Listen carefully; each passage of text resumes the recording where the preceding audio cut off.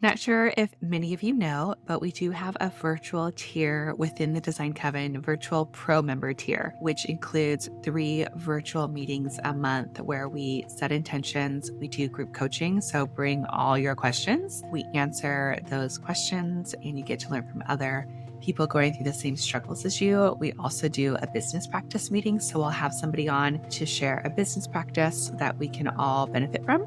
And then we also do a product training. So getting a sustainable, eco-friendly line to come on, share who they are so that we can be supported with other like-minded businesses. And if you're not quite ready for pro, you can always join our free community where you will connect with other like-minded holistic interior designers. You don't have to be an interior designer if you are kind of just dabbling or you're aspiring or you're looking into this field. We invite everybody from all journeys, and you don't, again, have to be a designer. You don't have to have a degree. We're just a beautiful community of like-minded people looking to create healing spaces, not just for ourselves, but for our clients and future clients. Come join us at designcoven.com/join. Hello, hello. We have a design consultation today on our episode of Bewitching the Home. And our guest is Jessica. We are looking at her family living room situation. And we're going to go into it and answer all of her questions. And if you're in need of a design consultation, we have our doors open. You do not need it to be a podcast episode. So I've had people reach out and be like, I want and I need a design consultation, but I don't think I can do an episode on the podcast. I'm just a little too shy, or I don't want to put all my goods out there and share it with the world. I'm just not ready for that. So design consultations are available and they are on Zoom, so they're virtual. Or if you're here in San Diego, we can do a design consultation by the hour in person. And you can sign up for those at our website, which is bewitchingthehome.com. And then I also will have the link here in the show notes, which will connect you to my Calendly calendar so that you can book a hour session with me to ask your questions, to dive in, to pick my brain. I ask for photos, and if you have any adjacent photos of different parts of the room, you can ask about, anything really. If you have ideas and Pinterest photos, any photos would be huge. But yeah, I hope you enjoyed this episode with Jessica. This is a great way to see how I work whenever you book a design consultation with me. You're listening to the Holistic Interior Design Business Podcast. This is a podcast that guides you as a new or inspiring independent interior designer navigating your entrepreneurial path. Here, with my over 20 years experience, I will share my holistic approach to design with intention and ancient practices, including feng shui, all incorporating mind, body, and spirit into my design projects. You will also learn from seasoned interior designers as they give strategies and insight of how they built their businesses and continue to work in the field.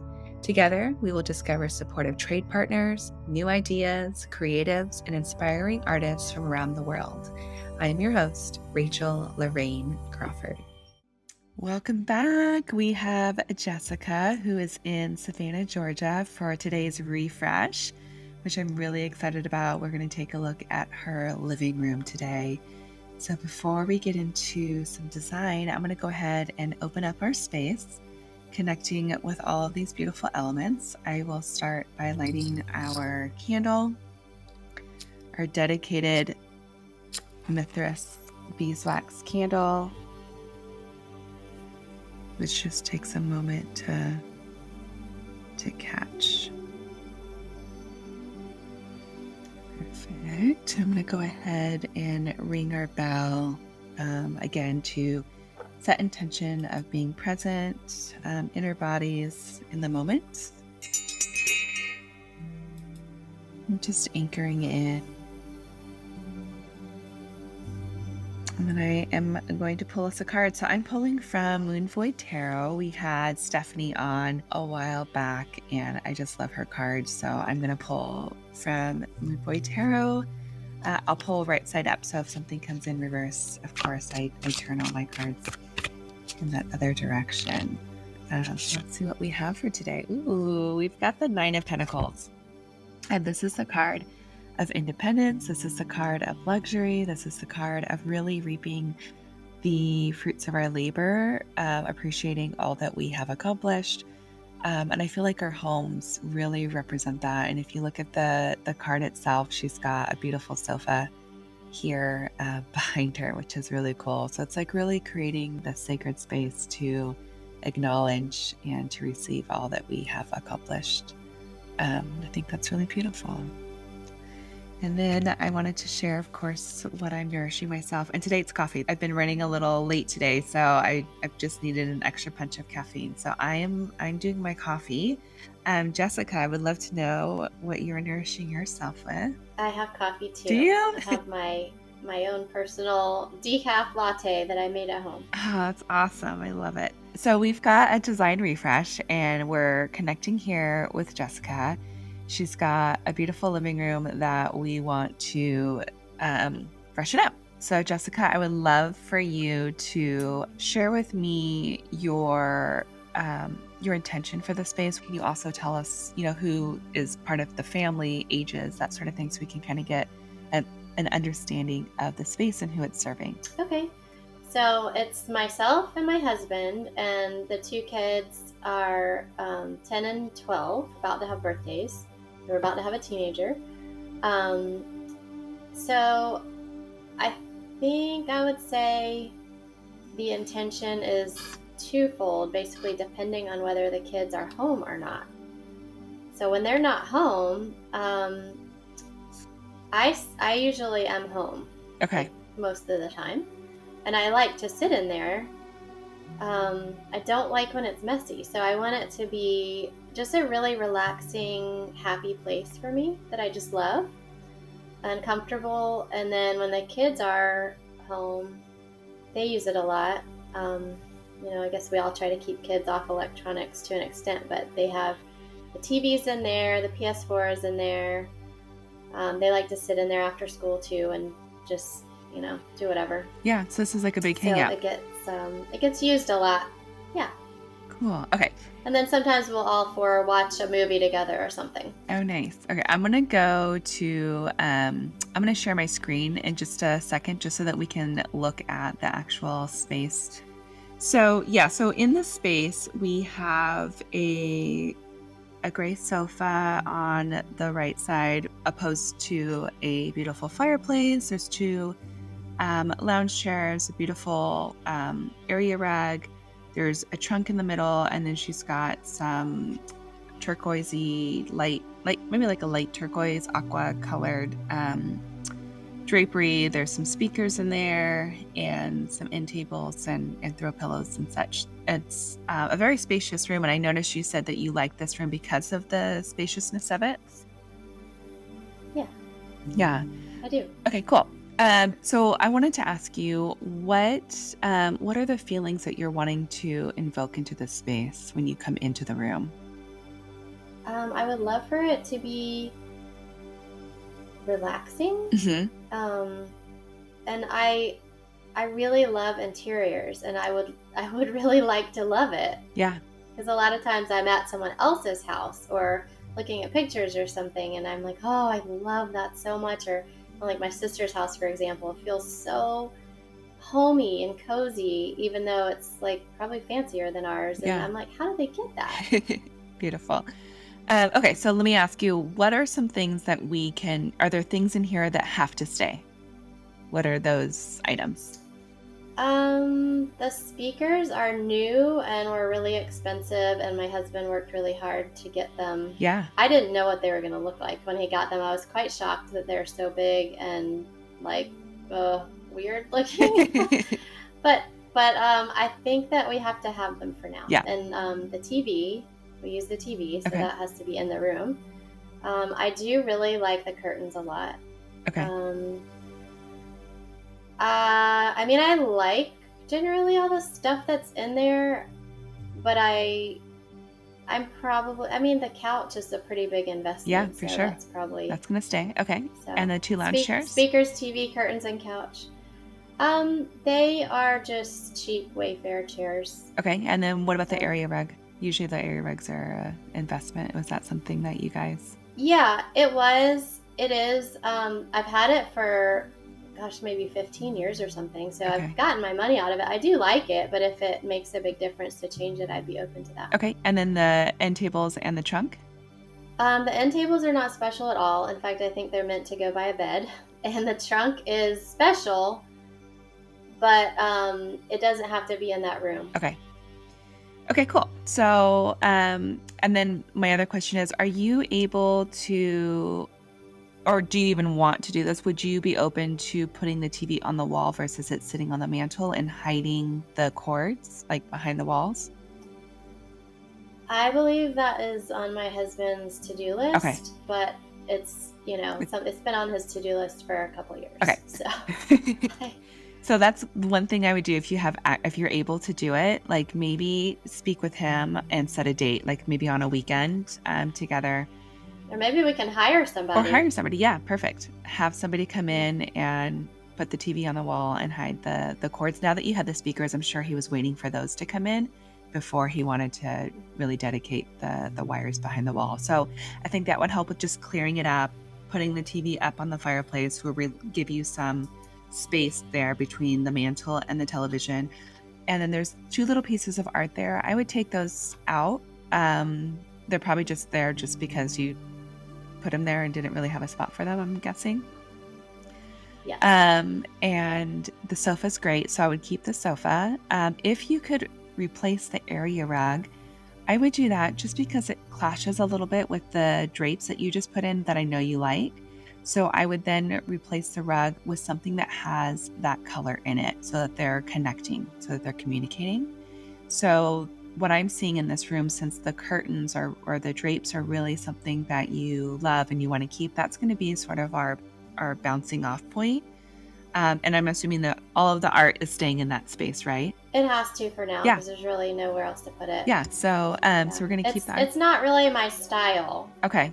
It's a shame that it's not my style, but it does have to be in there for now. Okay, so we'll just know that eventually, maybe in the future, the next phase in this room would be to replace the art.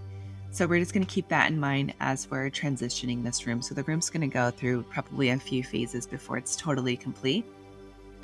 But yes, replacing the rug with something that has that aqua color in it would be huge. And then what we would do with that is take out the throw pillows, and we're going to replace the throw pillows with something that's going to complement both the rug and the drapery.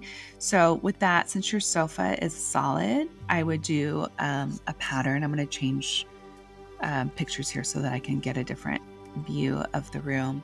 So yeah, just depending on your rug, I could see something having a larger pattern to it, probably not a solid because you've got such a solid sofa. And then your pillows, I would pull from the rug to do some patterns. So I would do at least 3 throw pillows on your sofa. So maybe having one pillow that is more textured, and then textured in more of a solid color, and then have 2 other accent pillows that will have a pattern to it.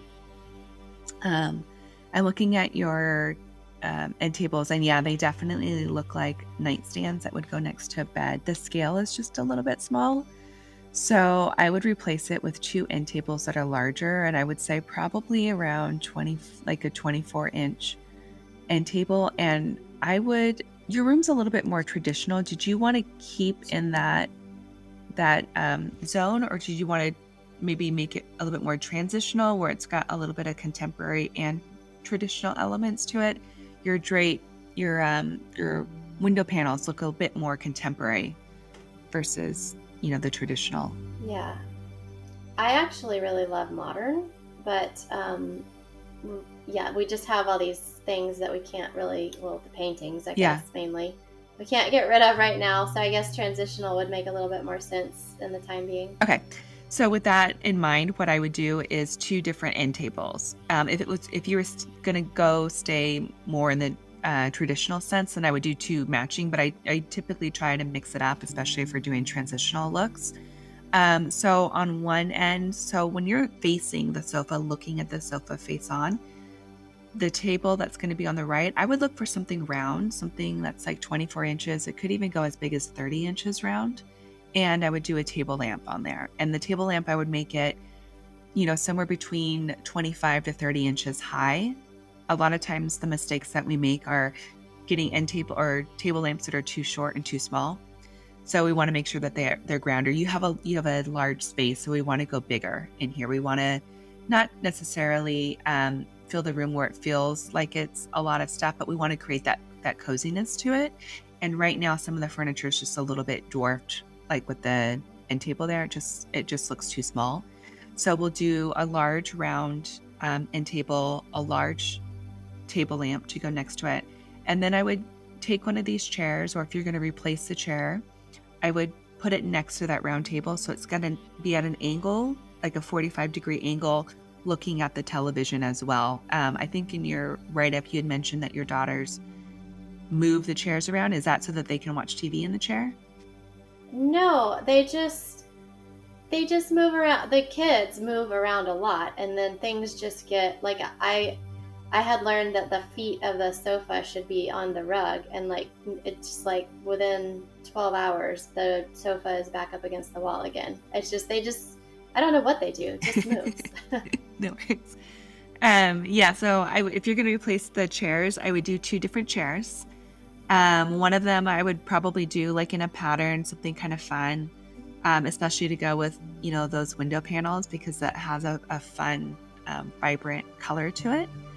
But if you were to stay in the solids, then I would mix it up a little bit with the color, maybe going darker, just because your sofa and your chairs are, they're not the same color, but they're similar. So I would take it, I would put a bit more contrast there.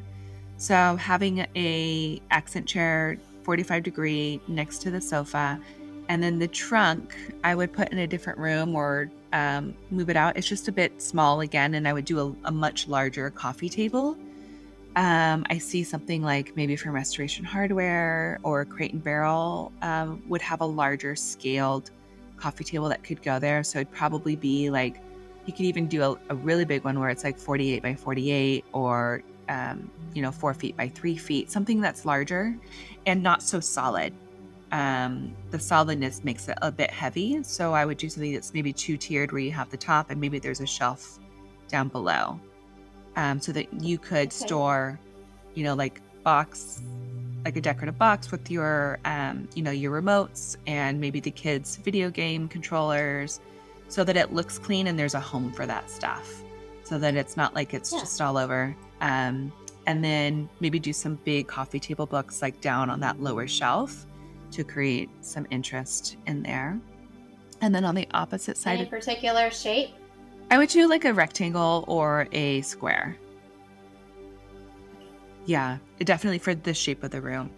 And then on the left side of the sofa, I would do a larger end table as well. Maybe do like a 24 by 24 square or a 24 by 20 rectangle or square over in that corner over there. I like the round next to the sofa in between the chair, because you're at an angle, so it's going to soften that space for you. And then I would do another table lamp on that end table to the left, and I would make that different. So you're going to mismatch those 2 end tables, and you're going to mismatch the table lamps, but still be about the same size table lamp, because you still want it to be quite large over there. And then you can keep an accent chair over in that corner where the current one is now.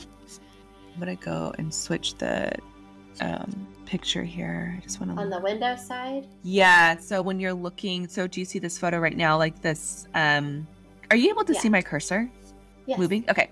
So this chair right here, you could keep this or you can replace it. What's in this basket? Are they records or magazines?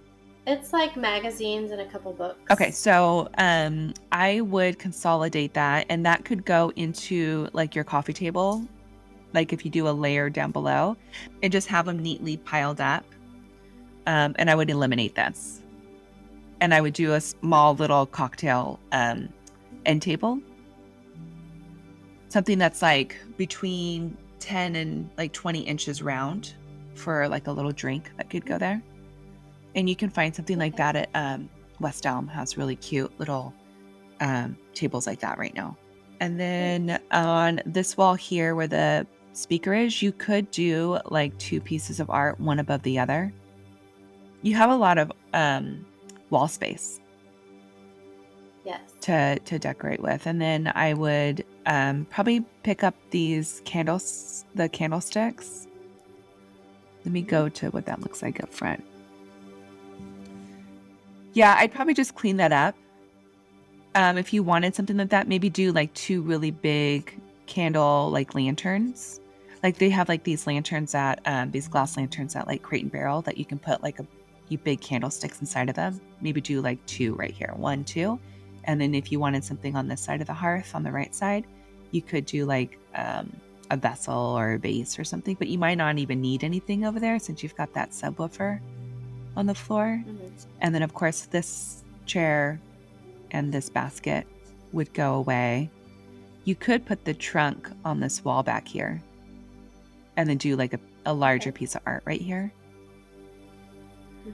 And then if you're open, I would do like a plant back here. I don't know if we can maybe move the guitar over to another side, maybe to this side over here, and do like a large plant in a planter in this corner, almost like a tree, like a fiddle leaf fig or something like that, to bring in some life.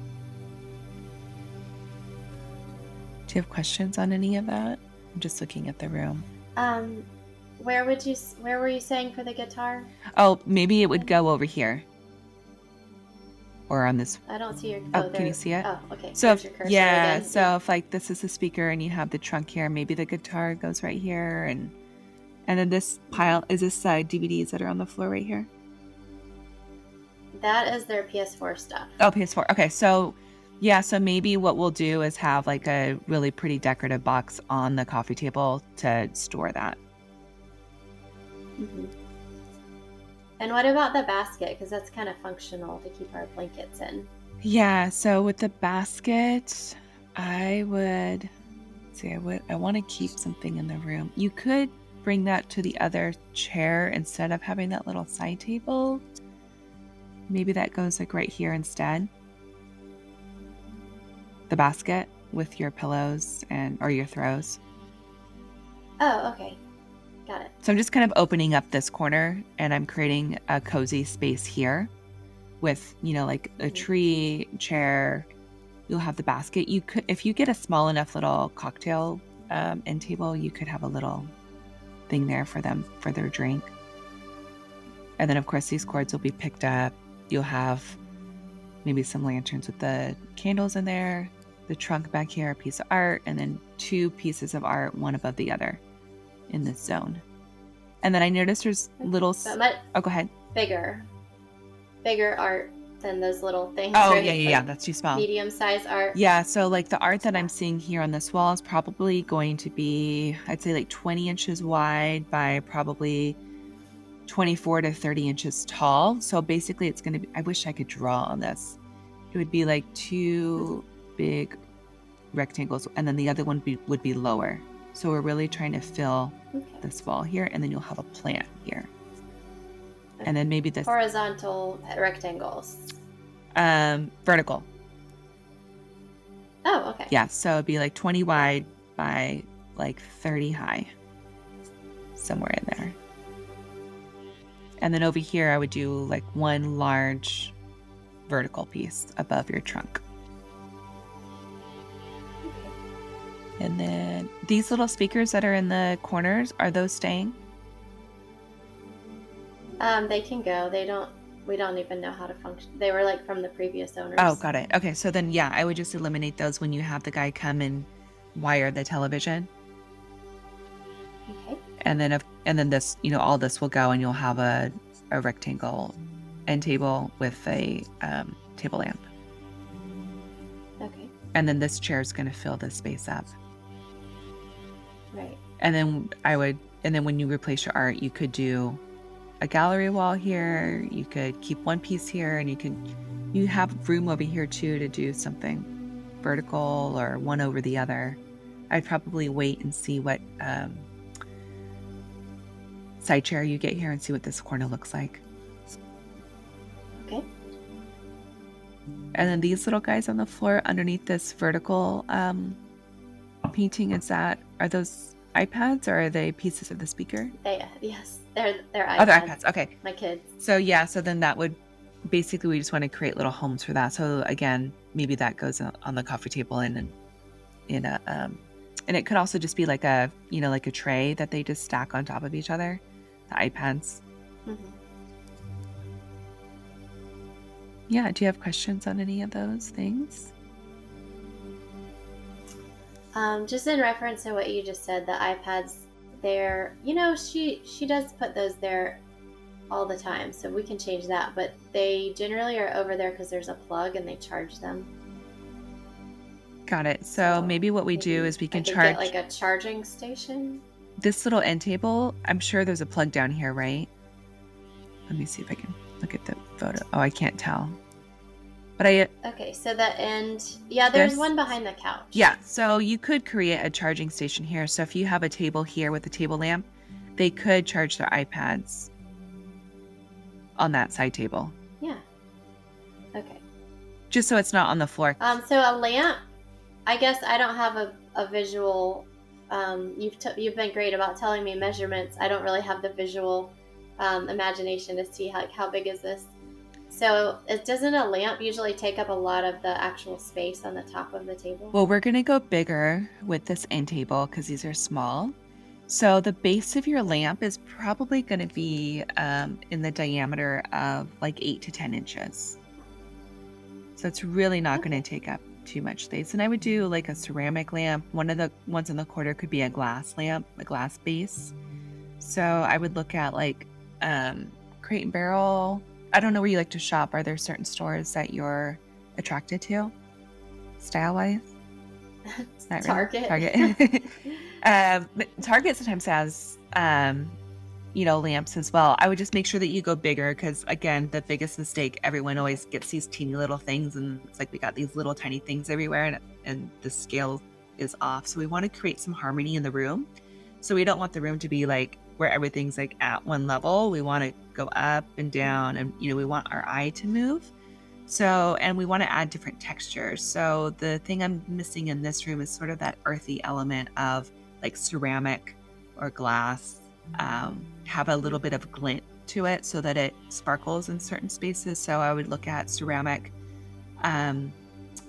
table lamps, glass would be really pretty in there. And like I said, the diameter is only going to be about 8 to 10 inches. And you're going to have room on that table. And especially if you do a big round table in that corner, that's going to be, 24 to 30 inches round. That's quite large. So that could also be a space to charge the iPads if the other table seems to be a bit too small. Okay. So it's really about getting things that are bigger in this space, so that it has that feeling of kind of just being hugged and cozy. And I noticed you have 2 little throws over the arms. I would just do like one big throw, like in a corner, draped on your sofa. Let me put my cursor on here. So like if you had like a throw just kind of draped down here, and then you have a pillow on top of it. Okay. So it's really about like just dressing the space. Do you have a question? And is the rug a good size already? Yeah, that looks like it's an 8 by 10. Yeah, I think so. Yeah, it looks like, let me go to the space where I can see it. Yeah, an 8 by 10 is perfect in there.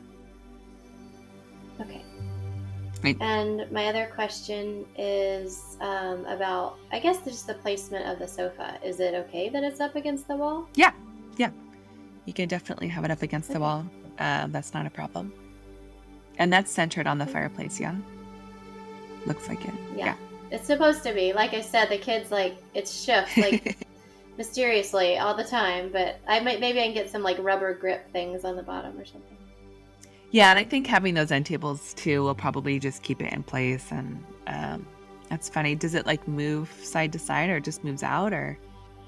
It moves side to side, probably towards the Oh, window got it. because that's just how they probably like throw themselves on the couch or something. Yeah. Yeah, exactly. When my boys play video games, my youngest one like jumps, and he like jumps and sits on the sofa, and it's constantly like going like this. I'm like, oh my God, it's like really crazy. So that could be it too, where they're just like, and yeah, throwing themselves onto the sofa and laying down. And Yeah. so yeah. Any other questions for the space? I think that covers it. Okay. And you can also add That like was plant. extremely helpful. Oh, good. And you can also add, another plant like on the coffee table. I don't know how green your thumbs are, but you could also add like, some greenery on the coffee table and on the end table. I like to add little accents of plants wherever I can, just to bring in that life into the space. So yeah. And if you're out and about and you, I think you have my phone number. If not, I will text it to you or email it to you. And you can always, send me a text and be like, if you're at Target or Crate Bear or whatever, and you're like, is this what you're talking about? Just send me a text and I can say yes. Okay. That's Awesome. what I'm talking about.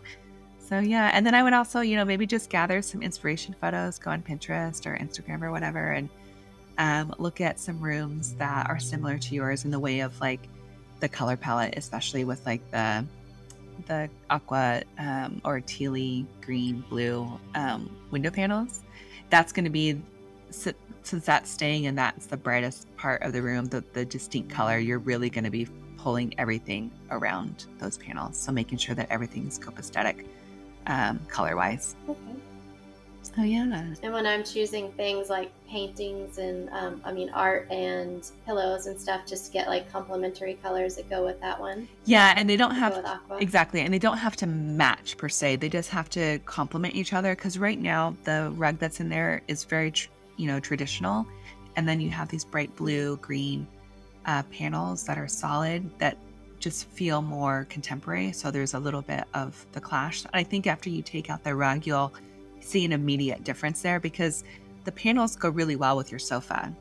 They complement each other really well. The style of it is that transitional look. It's just the rug is a bit too traditional for the panels. Okay. So yeah. Yeah. I think that's it. Thank you so much for being so open and sharing your space with all of us. I know sometimes it could be scary to like let somebody in and look and see what's happening, and I just really appreciate it. And I think so many people that are going to be listening and watching are going to identify with the space. And I just think it's really cool that you've been so open with me. Well, thank you. I appreciate your help so much. Of course. Alrighty, take care. You've been listening to the Holistic Interior Design Business podcast. If it's one that you have been enjoying, please share with anyone else that you think can benefit from this knowledge, and leave us a 5-star review. That helps us get seen and found by other new and aspiring interior designers. And if you're looking for mentorship, I invite you to join our club here at the Design Coven. It's a bridge between school and real life interior design. We get in much deeper there. We have virtual and in-person events, so everyone is welcome. You don't need to have a design degree to be part of it, just an interest in holistic interior design. I also want to thank our editor, Marcy Ferry, and lastly, Kinseth Thibodeau, who is our music composer. Until next time, be well, and we will see each other soon.